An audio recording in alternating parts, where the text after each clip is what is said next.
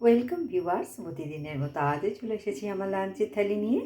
আজ বৃহস্পতিবার, তাই আপনাদের সঙ্গে আমার ভেজ থালি শেয়ার করছি। থালিতে আমি নিয়েছি সাদা ভাত আর নিয়েছি শসা ও গাজর স্যালাড হিসেবে।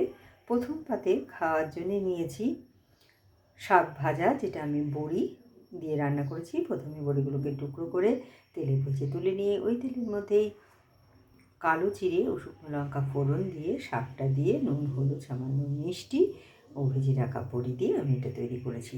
তারপর নিয়েছি ফুলকপি আলু পোস্ত। ফুলকপি আলুটাকে একটু ভাপিয়ে নিয়েছি কড়াইয়ে। সর্ষের তেলে আমি শুকনো লঙ্কা ফোড়ন দিয়ে ভাপানো ফুলকপি আলু একটু লাল লাল করে ভেজে পোস্ত ও কাঁচা লঙ্কা বাটা দিয়ে আমি এটা তৈরি করেছি। নিয়েছি মটরশুঁটি ও মটর ডালের কোপ্তা কারি। মটরশুঁটিগুলোকে একটু দানা দানা করে বেটে নিয়েছি, আর মটর ডাল, কাঁচা লঙ্কা ও একটু আদাও আলাদা করে বেটে নিয়েছি। এবার সব কিছু একসঙ্গে মিশিয়ে ওর মধ্যে নুন, একটু চিনি, লঙ্কার গুঁড়ো, হলুদ দিয়ে মেখে বড়ার আকারে তেলে ভেজে তুলে নিয়ে ওই তেলের মধ্যে জিরে, তেজপাতা, শুকনো লঙ্কা ফোড়ন দিয়ে খানিকটা টমেটো কুচি ভাজা ভাজা করে আদা, জিরে, ধনে ও লঙ্কা বাটা দিয়ে আমি এটা তৈরি করেছি। আর নামানোর সময় দিয়েছি একটু গরম মশলার গুঁড়ো।